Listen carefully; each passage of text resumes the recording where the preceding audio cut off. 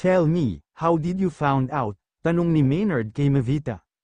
Well, kuya, unang araw ko pa lang sa isla alam ko na may nililihim kayo ng asawa ko. I know you kuya, tugon niya sa kapatid. How about the drugs and Uncle Ambrosio? Naalala ko nung nagising ako sa resort na pinagtatrabahuan ko. Nahuli ko si Manang Feli, isa sa caretaker na naglalagay ng gamot sa pagkain ko. Si Manang Feli ay pinsan ni Tita Aida. Si Aida Tuazon ang asawa ng Tito Ambrosio nila. What? Kuya, Dr. Perez therapy method works for me. Unti-unti ay may mga naaalala ako pero mga fragments lang hindi buo lahat. Pinagtagni-tagni ko ang lahat. Medyo hirap lang ako ngayon sa mga new information na pumapasok sa isip ko pero sabi naman ni Dr. Perez, eventually ay masasanay din ako. Are you sure you will be okay? Alam ni Mavita na labis ang pag-aalala nito lalo na ngayong alam na ng lahat na buhay siya. I'm okay kuya. Hindi lang talaga ako mapalagay na nagtatago, all my life ay unintentionally ay nagtatago ako. I need to fight them kuya for my husband and our baby and for our parents. Alam kong di ka din naniniwala na random home invasion ang nangyari, malungkot niyang wika sa kapatid. Hinawakan nito ang kanyang kamay, baby sis, I'm just worried about you, the organization is a dangerous place at sa pag-iimbestiga ako. Everything are not what it seems to be. Kuya, alam ko yan pero nasa dugo natin yan. Tama si Lolo hindi ko ito matatakasan, ito lang ang paraan. Sino ba ang nagsabi sa iyo about sa contract with the Mondregal? I have no idea that it exists. I talked to Papa Fernando, nakangiting wika niya na kinakunot noo ng kapatid. Ang sabi ng Papa, noong nagkasundo sila ng Daddy para sa merger ng shipping lines ay nagsuggest ang mommy na gawing secret member ang Papa Fernando to keep everyone from manipulating the tradition. Alam ba ni Derek na miyembro ang mga Mondregal? Ang mga elders lang ang nakakaalam kuya, baby sis, we need to prepare you. Tonight there will be an event in the underground and as the new head of the organization you need to attend. Bakas ang pag-aalala sa mukha nito. I know kuya and I'm ready but please can you get my shake first? Humagalpak siya ng tawa. Kuya alam ko na hindi ikaw ang gumagawa ng shake ko. Booking ko na kayo. Una pa lang at isa pa inamin na ng asawa ko. Lagot sa akin yang asawa mo. Kuya naman, hayaan mo na. Ganoon talaga. Alam ko ang lasa ng gawa ng asawa ko, di ba, baby? So, pati ang tungkol kay Ramil ay alam mo na din. Oo kuya, pinahanap ko sa kanya si Manang Feli, why, kunot noong tanong nito. Kuya, I met Ramil more than a year ago, hindi malinaw dati kung bakit ko siya laging napapanaginipan na duguan. Few days ago, I remember that he was bleeding to death on the shore, I think he drowned and I gave him first aid, he met Manang Feli before. Tumango ito at kinabig siya palapit sa dibdib nito, baby sis, Kuya will do everything to keep you safe and your baby. Promise me that you will get out if your life will be in danger. Oo kuya, promise me too that you will protect my husband. I love him, kuya. Mayor, kanino ko utang ang pagpunta mo rito sa teritoryo ko? Nakangising wika ni Mr. Benigno kay Derek. Nakapamulsang inikat niya ang paningin sa buong bakuran ng mansyon nito. Nagkalat ang mga armadong tauhan ni Mr. Benigno.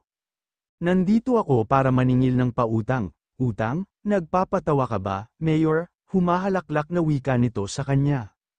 Akala mo ba hindi ko alam na ikaw ang responsible sa car accident ni Melinda? Ang pang-blackmail mo kay Mavita para iwan ako ng asawa ko. Kalmado pero mapanganib niyang tugon rito. Oh, ang taksil mong asawa, at ang binili mong bagong asawa. Kumuyam ang kanyang mga kamao. Damn you, Benigno, nagngagalit ang panggang sagot niya.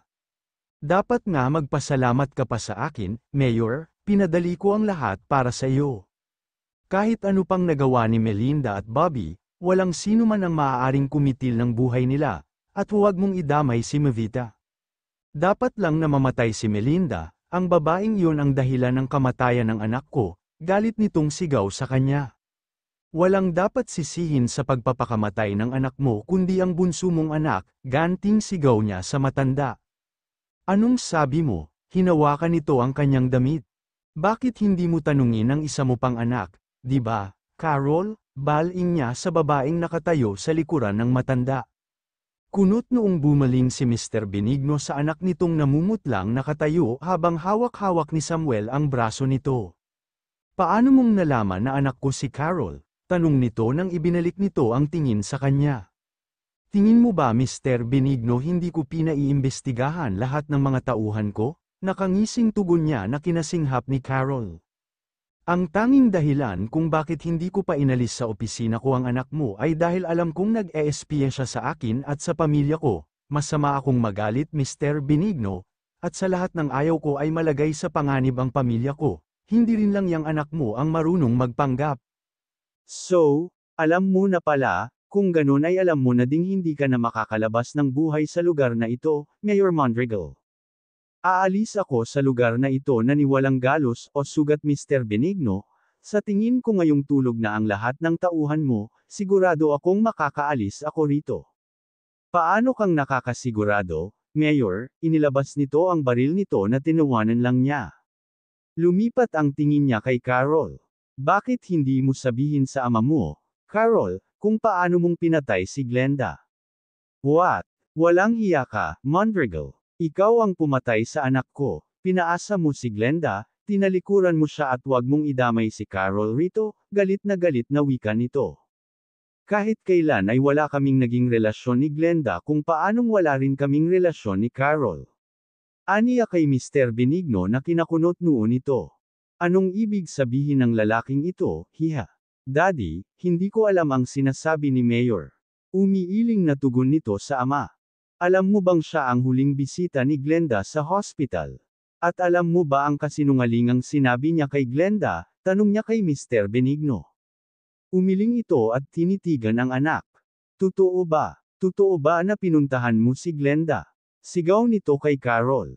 Hindi daddy. Lumapit sa kanila ang isa sa mga tauhan ni Samuel at inilapag sa garden table ang laptop. Umupo si Mr. Benigno at pinindot niya ang play. Sa video ay makikita ang pagpasok ni Carol sa silid ni Glenda, suot-suot ni Glenda ang isang wedding gown habang umiiyak ito. Si Carol naman ay naka-disguise na nurse. Kinakausap ni Carol ang umiiyak na kapatid, sa unang tingin ay parang concern ito sa kalagayan ng kapatid nito pero maya-maya pa ay nilagyan nito ng kung anong liquid na nasa botelya ang gatas na nasa harapan ni Glenda. Makikita din ang pag-aalinlangan sa mukha ni Glenda nang iabot ni Carol ang baso ng gatas rito. I know someone who can read lips. And according to him, ang exact word ng babaeng kausap ni Glenda ay nagpakasal na kami ni Derek, go and kill yourself, hayag niya sa matanda, ang laman ng nilagay niya sa gatas ni Glenda ay lason. Daddy, huwag kang maniwala sa kanya. Hindi ko magagawa kay Ate Glenda iyon, sumisigaw na wika nito. Di ba, siya ang nagsabi sa iyo na hindi lang si Glenda ang inagrabyado ko. Pinaniwala ka ni Carol na pinagsabay ko silang magkapatid na pawang kasinungalingan dahil kahit sino sa kanila ay di ko pinatulan. Carol, anak, naiiyak na wika ni Mr. Benigno sa anak. Anak, huwag mo akong tawaging anak. Bumalisek ang kaninang namumutlang mukha nito. Hindi mo ako tinuring na anak, puro si Ate Glenda ang magaling para sa iyo, alam mong baliw ang paborito mong anak pero ano? Lahat ng gusto niya ay malaya niyang nakukuha. Para sa iyo siya ang perpekto mong anak, at ako, ano, isang talunan. Pinaranas ko lang kay ate ang pakiramdam ng totoong talunan, tumatawa at umiiyak na hiyaw nito. Hindi totoo yan. Paano mo nagawa yon sa sarili mong kapatid? Umiiling na wika ni Mr. Benigno. Well, Daddy, totoo ang lahat ng sinabi ni Mayor at nagawa ko na. At ikaw, Mayor, mas pinili mo ang Mavita na yon na pakasalan kaysa sa akin. Pwes, magsisisi ka dahil siguradong sa mga oras na ito ay patay na din ang babaeng yun tulad nila Melinda at Ate Glenda.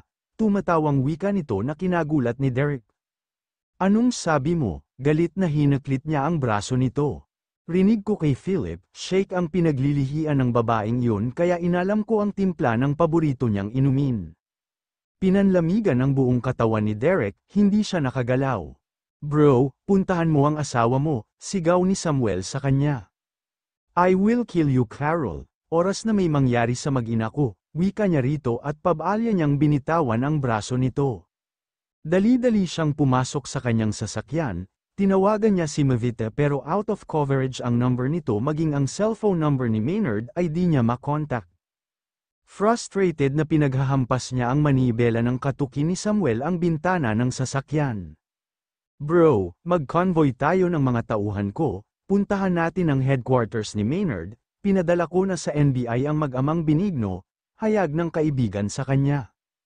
Tumango siya rito at pilit niyang kinalma ang sarili, my wife, I just hope na hindi alam ni Carol ang secret ingredients ng shake mo, mahinang wika niya sa sarili at pinaandar niya ang sasakyan. Are you ready baby sis? Tanong ni Maynard kay Mavita. Nasa tapat sila ng Tuazon Empire Building, ang sabi sa kanya ng kapatid ay sa underground magaganap ang event sa gabing iyon. Bumungtong hininga siya at kinuha niya ang tumbler ng shake niya. Oo kuya, handa na ako. Just relax, don't let them read you, that's the only way to intimidate them. Hinawakan ng kanyang kapatid ang kanyang kamay. Tumango siya rito at hinaplos niya ang kanyang tiyan, baby relax ka lang sa tummy ni mommy, ha? We will see your daddy soon. Nakangiting kausap niya sa kanyang anak, inubos niya ang kanyang shake. Ready baby sis? Tanong ng kayang kapatid. Tumango siya sa kapatid. Enalalayan siya nito palabas ng sasakyan. I submitted your biometrics yesterday, wika nito sa kanya. Inakay siya ng kapatid papasok ng elevator na magdadala sa kanila sa pinaka-underground ng building. Ilang minuto lang ay tumigil ang elevator, put your palm on the screen baby sis, utos sa kanya ng kapatid. Inilapat ni Mavita ang kanyang palad sa screen na tinukoy ng kapatid, unti-unting bumukas ang elevator at bumungad sa kanya ang malakas na hiyawan ng mga taong nakapaligid sa malaking steel cage. Napasinghap si Mavita nang makilala niya ang 2 sa 4 na babae na naglalaban sa loob ng cage. Kuya, napakapit siya sa braso ng kapatid, no mercy baby sis, they deserved it for how they treated you. Muli niyang tinignan sina Helen at Janet na duguan habang patuloy na binubugbog ng 2 kalaban ng mga ito, bamantong hininga siya at pilit niyang itinatago sa kanyang mukha ang awa para sa mga ito. Lumapit sa kanila si Dolan, Master Maynard, Lady Mavita, yumuko ito sa kanila, tinapak ng kapatid ang balikat nito. Is everything ready, Dolan? Yes Master Maynard, handa na po ang lahat. Great, let's go baby sis. Nadaanan nila ang cage, kita niya sa mga mata ni na Janet at Helen ang pagkagulat sa pagkakita sa kanya. Gumapang ang 2 at kumapit sa rehas ng cage. Mavita, maawa ka. Tulungan mo kami, pagmamakaawa ni Helen. Ilabas mo kami rito, umiiyak na wika naman ni Janet. Natigil ang pagkakaingay sa paligid, lahat ng mga naroon ay yumuko. Hindi niya pinansin ang hinagpis ng 2, kuyom ang kamaong nilinggan niya ang blankong ekspresyon ng kanyang kapatid, umiling ito sa kanya. Tinalikuran niya ang 2 babae at umagapay sa paglalakad ng kuya niya. Alam kong mahirap ang baby mo sis. Hindi ka pwedeng magpakita ng kahinaan kahit kanino dahil gagamitin nila ito laban sayo. Kuya, anong nangyari sa Chang? Tanong niya sa kapatid. Hawak siya ng mga Choi, Shio George almost a $500,000. Okay kuya, baby sis, tonight's event will be a test for you as a leader, just remember what I told you, okay? Salamat kuya, ngumiti siya rito, hinaplos nito ang kanyang pisngi. Relax, you will be great, baby sis. Pumasok sila sa isang silid at bumungad sa kanya ang mga taong naghihintay sa kanila. Nakikilala niya ang 3 sa mga ito na 2 congressman at 1 senador. Everyone, I would like to introduce our leader, Lady Mavita, pagpapakilala sa kanya ng kanyang kapatid. Isa-isa ang mga itong bahagyang yumoko, natupad ang tradition, I guess, wika ng pinakabata sa group na nakilala niyang si Eric Cortez. Yes, ang kapatid niya ang sumagot. Ano ang maitutulong namin sa iyo, Lady Mavita? Tanong ni Senator Del Prado. I want to keep my identity hidden from anyone outside our organization, malamig ang tinig na wika niya. Sabay-sabay na bahagyang yumuko ang mga ito, makakaasa ka Lady Mavita, sabay-sabay na wika ng MJ ito. I want the Choi's and Uncle Ambrosio out of this organization. Lady Mavita, upang mangyari ang gusto ninyo you need to fight in hand-to-hand combat our two best fighter. I'm ready, let's start. Hinubad niya ang suot niyang coat, she removed her shoes and calmed herself. Sa labas ay walang mababakas na emosyon sa kanyang mukha pero deep inside she is scared. Pumasok sa silid ang dalawang amaso ng nakalaban nina Janet at Helen. Duguan ang mga ito, she take off her t-shirt at tumambad sa lahat ang suot niyang sports bra at leggings ang pang-ibaba niya. Hinanda niya ang sarili sa nakaambang pag-atake ng mga ito nang biglang bumukas ang pintuan at pumasok ang paisang asawa niya. My wife, are you okay? Wala bang masakit sa'yo? Anong shake ang ininom mo? Sunod-sunod ang tanong nito at sinuri ang buong katawan niya na pinagtaka niya. Anong ginagawa mo rito? Kunot noong tumitig ito sa kanya at naningkit ang mga mata nito nang makita ang suot-suot niya. What's happening here at bakit ganyan ang suot mo? Ako ang bagong pinuno ng organisasyong ito at gusto kong makaalis sina Choi at Tito Ambrosio. Kailangan kong makipag-away para mapatalsik sila. Hell, no, Maynard, what's this? Pinayagan mo siya, mababakas ang galit sa tinig ng kanyang asawa. She have to, sagot ng kuya niya. I'm replacing my wife, baling nito sa kuya niya. And there is no way, I will allow you to fight, galit nitong wika sa kanya. Mondregal, to be fair, we will pick 3 of the best fighter for you, nakangising wika ni Eric sa kanyang asawa. I don't care, let's get it done, malamig nitong wika. Hinubad nito ang suot na t-shirt at sinuot sa kanya. I will punish you when we get home, my wife, saad nito sa kanya at hinagkan siya sa noo. Tulalang sinundan niya ng tingin ang kanyang asawa nang lumabas ito ng silid. Let's go baby sis, the main event will start soon. Tense na sumunod si Mavita sa kanyang kapatid upang panuorin ang kanyang asawa na makikipaglaban. Nagtataka si Mavita nang tuloy-tuloy na pumasok ang kanyang kapatid sa cage kasama ng kanyang asawa. Napasinghap siya nang marealize niya ang mangyayari.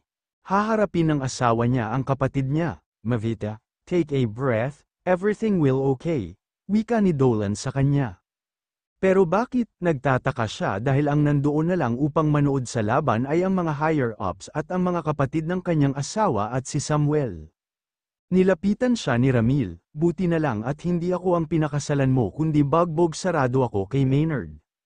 I'm nervous. Kung ano pang sinasabi mo dyan, wow, easy lang, may surprise pa naman ako sa iyo. Na-turnover ko na si Manang Feli sa kapatid mo. Salamat Ramil, anytime, Mavita, liling-iling niyang tinanaw ang dalawang lalaking mahalaga sa kanya na nakaambang maglabanan sa isa't isa. Hindi ako magpapagaan sa iyo, Mayor, nakangiting wika sa kanya ni Maynard. Wala akong pakialam kung manalo ako, alam mo naman ang mangyayari. Well, simulan na natin, nagpakawala ng sunod-sunod na suntok si Maynard sa kanya na sunod-sunod din niyang sinagot. Sabay silang bumagsak ng halos 1 oras nilang labanan.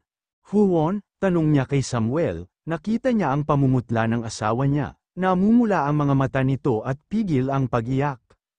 Derek, usual ng asawa niya at mahigpit siyang niyakap. I'm okay, my wife, aniya at masuyong hinagkan ang noo nito.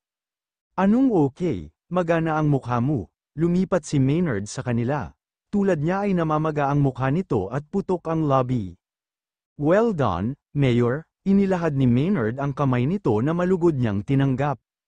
Binibigyan kita ng pahintulot ko, salamat bro, nakaalalay sa kanya si Paul at Vincent nang hinarap niyang muli ang asawa.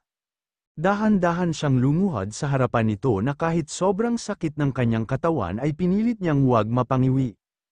Inabot sa kanya ni Vincent ang isang box, napasinghap si Mavita nang lumuhad ang kanyang asawa, tuluyang tumulo ang kanyang luha nang ilabas ng kanyang asawa mula sa box ang isang sing-sing, a diamond ring. My wife, this is not my ideal proposal because I know you deserve nothing but the best. I'm asking you even you have no choice but to say yes. Derek naman, okay, natatawang wika nito, Mrs. Mavita Villafuerte Mondregal, will you please marry me? Sa pagkakataong ito saksi ang Diyos at ang ating pamilya, buong pusong hayag nito. Lumuluhang lumuhad siya upang magpantay sila. "Oh Derek," haplos ang magkabilang pisngi nito ay lumuluhang tumango siya. "Yes, Mayor Derek Mondragal, magpapakasal ako sa iyo dahil wala akong choice," natatawang wika niya na kinasimangot nito. "Derek, kahit ilang ulit pa sa iyo at sa iyo lang ako magpapatali dahil mahal na mahal kita at ang puso ko sa iyo lang titibok." Pamatak ang luha sa mata ng kanyang asawa, "Sa iyo lang din titibok ang puso ko hanggang sa huling hininga ko at kahit paulit-ulit akong bugbugin ng kapatid mo." "Ayos lang," wika nito na kinatawa ng lahat. Dahan-dahan nitong sinuot ang singsing sa kanyang palasingsingan kasama ng wedding ring niya. Nang maisuot ito ay buong alab na inangkin ang kanyang mga labi na maalab niyang tinugon. "Mayor, tama na yan, sakit sa mata." Tumatawang asar ni Eric, tinayo siya ng asawa at niyakap, "Mahal na mahal kita, my wife, miss ko na kayo ng anak natin." Gaya ng sabi ko, mamaya may parusa ka sa akin, marami kang ipapaliwanag sa akin, Mayor, later, after your punishment.